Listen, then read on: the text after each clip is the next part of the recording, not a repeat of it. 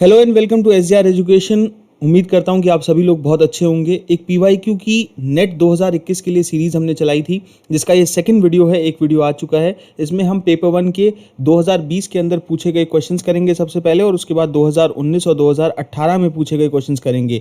मैंने आपको कहा था कि मैं आपको 5 क्वेश्चन की प्रैक्टिस, जो कि अच्छे क्वेश्चंस हैं, उनकी प्रैक्टिस आपको डेली करवाऊंगा, और इसके थ्रू हम ऐसा कॉमर्स में भी करने वाले हैं, जिससे कि हमारी पेपर से पहले अगर 60 to 70 वीडियोस पर टॉपिक भी आती है तो बहुत अच्छी तैयारी हो जाएगी। अगर आप टेलीग्राम ज्वाइन करते हैं, जो कि पेपर 1 का फ्री ग्रुप है, आप इसे ज्वाइन कर सकते हैं। इसका लिंक आपको डिस्क्रिप्शन में मिल जाएगा, जहां पर आपको बाकी की क्लासेस के लिंक और ज़रूरी स्टडी मटेरियल मिल सकता है। देखिए, 9 बजे रोज़ रात को फ्री क्लास होती है, जिसके अंदर अभी हम रिसर्च के क्वेश्चंस कर रहे हैं। ये अनअकैडमी पे होती है। आपको पता है कि मैं अनअकैडमी पे पढ़ाता हूँ, वहाँ पर मुझे फॉलो कर लो।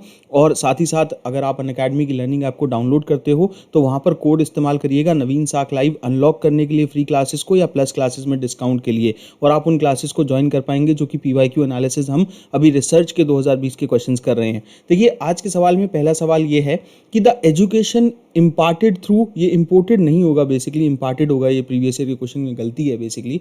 तो देखिए, यहाँ पूछा गया कि जो एजुकेशन इम्पार्ट की जा रही है हायर एजुकेशन, हायर लर्निंग के इंस्टीट्यूशंस के द्वारा, संस्कृत विद्यापीठ, उसका क्या एग्जाम्पल है। तो non conventional learning program, value education program, oriental learning program, या फिर प्रोफेशनल एजुकेशन प्रोग्राम। देखिए, आप पॉज करके आंसर सोचिए, मैं आपको आंसर दे देता हूं। देखिए, इसका आंसर होगा third, oriental learning programs. Oriental learning programs इन्हें क्यों बोला जाता है? देखिए, सबसे पहले तो आपको ये समझना होगा कि यहाँ संस्कृत विद्यापीठ की बात की गई है, कि ऐसे इंस्टीट्यूशंस जैसे कि हायर लर्निंग इंस्टीट्यूशंस में एग्जाम्पल उन्होंने बोला संस्कृत विद्यापीठ, किस तरीके के एग्जाम्पल हैं। तो जो ओरिएंटल स्टडीज होती है ना, वो बेसिकली एकेडमिक फील्ड होती है जो एम्ब्रेस करती है हमारी जो नियर ईस्टर्न और फार ईस्टर्न सोसाइटीज़ हैं, उनके कल्चर्स हैं, उनकी लैंग्वेजेस हैं। तो जो भी स्टडीज़ आप देखोगे कि जो ईस्टर्न साइड की स्टडीज़ हैं, जो लैंग्वेज को लेके, लोगों को लेके, सोसाइटी कल्चर को लेके, हिस्ट्री आर्कियोलॉजी को लेके, उनको ओरिएंटल लर्निंग प्रोग्राम्स बोला जाता है। और एक काफ़ी अच्छा क्वेश्चन बनाया उन्होंने संस्कृत विद्यापीठ का एग्जाम्पल देके।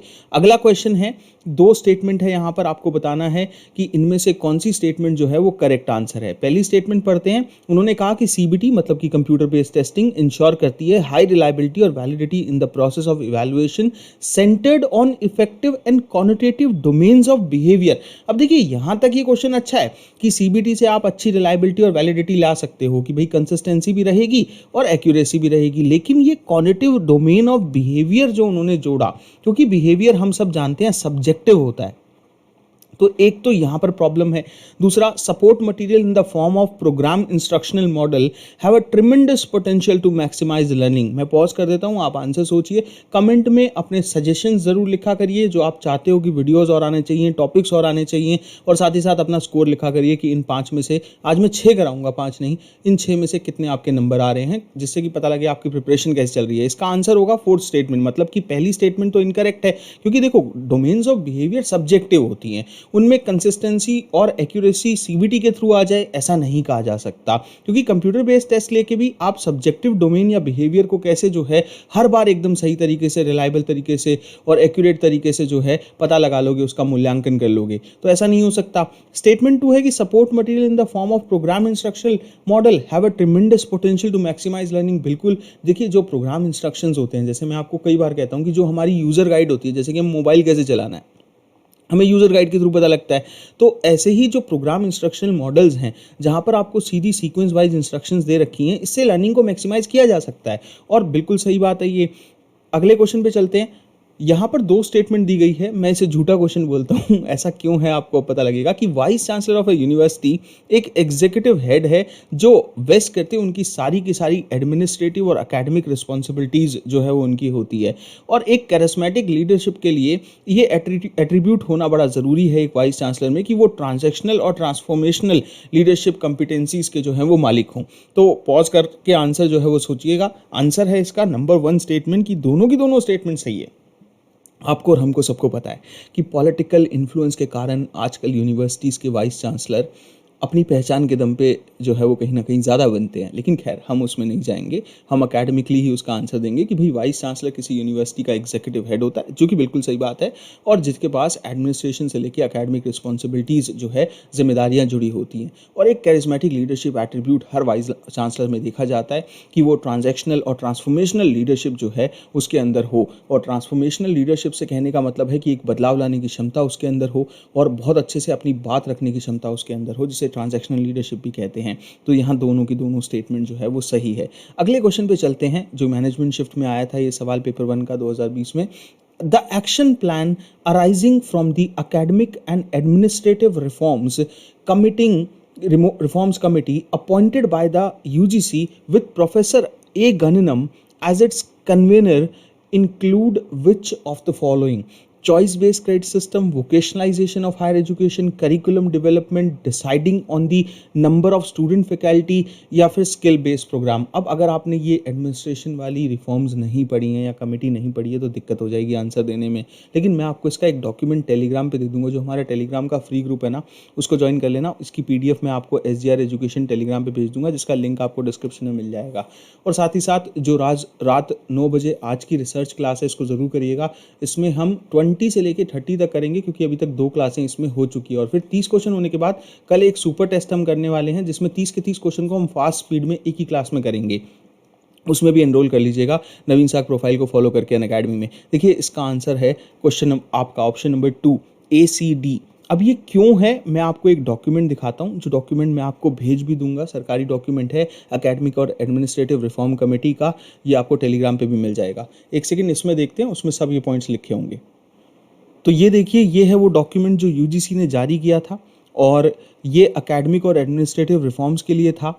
और इस डॉक्यूमेंट के तहत अगर आप देखोगे तो सेमेस्टर सिस्टम की बात की गई, कुछ ऐसे एडमिनिस्ट्रेटिव रिफॉर्म्स की बात की गई थी कि भाई किस तरीके से हम सेमेस्टर सिस्टम लाएंगे। और जो प्रोफेसर A. गननम है वो इसके कन्वेनर थे, और उनकी सेवरल एमिनेंट एजुकेशनलिस्ट के साथ जो अलग अलग डिसिप्लिन से आते हैं, उनसे जो उनकी कमेटी के दौरान इंट्रैक्शंस हुई, उसके लिए ये रिस्पांस दिया गया, उसके लिए रिफॉर्म सुझाए गए। तो इसमें सेमेस्टर सिस्टम भी है, इसे आप डिटेल में पढ़िएगा, मैं आपको डॉक्यूमेंट दे दूंगा। इसमें CBCS भी है, चॉइस बेस्ड क्रेडिट सिस्टम। इसकी अगर आपको क्लास देखनी है तो मेरी एक वीडियो देख लो, जहाँ अनअकैडमी की सभी फ्री क्लासेस के लिंक की एक PDF मैंने टेलीग्राम पे दे रखी है। आप टेलीग्राम पे जाओगे, पिन कमेंट में देखना, वहाँ पर एक PDF है, उसमें सारी क्लासेस की लिंक है। उसमें हायर एजुकेशन के सेक्शन में जाओगे तो CBCS और CBT आप दोनों पढ़ सकते हो। तो उन्होंने CBCS भी रिकमेंड किया था, और उन्होंने करिकुलम डेवलपमेंट के लिए कई कदम बताए थे, और उसी के साथ साथ उन्होंने एकेडमिक प्रोसीजर जो एडमिशन का होता है उसके बारे में ये कहा कि भाई ट्रांसपेरेंसी मेंटेन रखिए, यूनिवर्सिटीज़ को प्रॉपर्ली पब्लिसाइज करिए, अपनी एडवर्टीजमेंट्स को, कैलेंडर्स को, आंसर शीट्स को जो है वो लाइए सामने। एंड देन ये चीज़ें यहाँ पर कही गई। उसके अलावा कई पॉइंट्स और भी हैं, जैसे एग्जामिनेशन को लेके कुछ रिफॉर्म सुझाए गए कि भाई इंटरनल इवैल्यूएशन हो। उसके अलावा ये बताया गया कि कैसे एंड हो सेमेस्टर इवैल्यूएशन का, एंड ऑफ सेमेस्टर इवैल्यूएशन होने चाहिए, और इंटीग्रेशन होने चाहिए कॉन्टिन्यूस और एंड ऑफ सेमेस्टर इवैल्यूएशन के एक साथ। और इसके बाद ये पर्टिकुलर डॉक्यूमेंट जो है, अब अगर आप क्वेश्चन में जाएंगे तो आपको देखने को मिलेगा कि आप उन पॉइंट्स को पहचान पा रहे हैं कि ये हमने देखा CBCS वहाँ पर किया गया था, तो A ऑप्शन तो ज़रूर होने वाला है हमारा। उसके बाद वोकेशनलाइजेशन ऑफ हायर एजुकेशन की बात की थी, तो वोकेशनलाइजेशन की बात आपको इसमें नहीं दिखेगी। करिकुलम डेवलपमेंट की बात की थी, हमने अभी पॉइंट देखा है, करिकुलम डेवलपमेंट का भी पॉइंट है। और उसी के साथ साथ डिसाइड करना नंबर ऑफ स्टूडेंट फैकल्टी कितनी होगी एक सेमेस्टर के दौरान, ये पर्टिकुलर पॉइंट भी कहा गया। तो सेकंड इसका आंसर है। डिटेल डॉक्यूमेंट आपको टेलीग्राम पे मिल जाएगा। अब यहाँ एक क्वेश्चन आता है अगला कि in the university education system as prevalent now, which of the following bodies or committees look after the formal approval of curriculum and the course of the study? कि करिकुलम के अप्रूवल के लिए और course of the study के approval के लिए यहाँ पर किसकी रजामंदी ज़रूरी है? यूनिवर्सिटी एग्जीक्यूटिव काउंसिल जो बोर्ड ऑफ मैनेजमेंट है, या academic council of concern university, या बोर्ड ऑफ स्टडीज़, या फिर यूनिवर्सिटी कोर्ट? तो देखिए सही आंसर होगा कि यहाँ पर जो एकेडमिक काउंसिल होगा, जो उस कंसर्न यूनिवर्सिटी का, उसी की तो जिम्मेदारी होगी कि वो अप्रूव करेगा सर्टेन कोर्सेज को और करिकुलम को, क्योंकि जो एकेडमिक काउंसिल है हमेशा उसी की जिम्मेदारी होती है कि वो कोर्सेज को अप्रूव करे, करिकुलम को निर्धारित करे। लास्ट क्वेश्चन आज का कि because of the new media learning आज जो है वो सिर्फ और सिर्फ असेंबली नहीं रही, तो क्या लिबरल व्यूज, क्या टेक्नोलॉजी बेस्ड एफर्ट्स, या फैक्ट्स या नॉलेज? तो देखिए इसका आंसर बड़ा सिंपल है कि आज लर्निंग सिर्फ फैक्ट्स की मोहताज नहीं रही है। फैक्ट तो आप गूगल भी कर लोगे यार। 1 सेकंड लगेगा, क्या टीचर की कहाँ ज़रूरत पड़ेगी? देखिए बात ये है कि टीचर आपके सामने फैक्ट्स को कैसे रिप्रेज़ेंट करता है। बात ये है कि टीचर आपके सामने अगर आपको फैक्ट भी पढ़ा रहा है तो वो स्टोरी में बताए, उसका कॉन्टेक्स्ट बताए, उसका रीज़न बताए। जैसे मैं आपको हायर एजुकेशन की कमिटीज़ पढ़ाता हूँ, तो मैं हमेशा कहता हूँ कि हमें पॉलिटिक्स पता होनी चाहिए उस वक़्त की, हमारे इंडियन कॉन्टेक्स्ट हमें जो है वो पता होना चाहिए, तभी तो हम समझ पाएँगे कि उसका आंसर क्या है। तो आज लर्निंग जो है सिर्फ़ और सिर्फ़ ये देखा जाए is no longer an assembly. वो फैक्ट्स की असेंबली एक टाइम पे हुआ करती थी, एक टाइम पे फैक्ट्स की मोहताज हुआ करती थी, लेकिन आज लर्निंग फैक्ट्स की मोहताज नहीं है। फैक्ट तो आपको कोई भी बता देगा, पूरी वेबसाइट्स पे अवेलेबल है। तो शुक्रिया, अपना ख्याल रखिए and thank you so much. Subscribe करिए चैनल को, बेल आइकन दबा दीजिए ताकि रेगुलरली वीडियोस आपको मिलते रहें और आप PYQs की ये जो प्रैक्टिस है वो हमारे साथ करते रहें ताकि ज़्यादा से ज़्यादा क्वेश्चंस आप सही करें। कोई भी प्रॉब्लम हो, मेरा नंबर वीडियो पे शो करता है। आपकी अगर कोई ऐसी प्रॉब्लम आ जाती है कि आपको उसका रास्ता बिल्कुल नहीं मिल रहा है तो आप मुझे अप्रोच कर सकते हैं, there is no problem. And Telegram को फॉलो कर लो SGR एजुकेशन, और अनअकैडमी पे मुझे फॉलो कर लो। शुक्रिया, बाय बाय।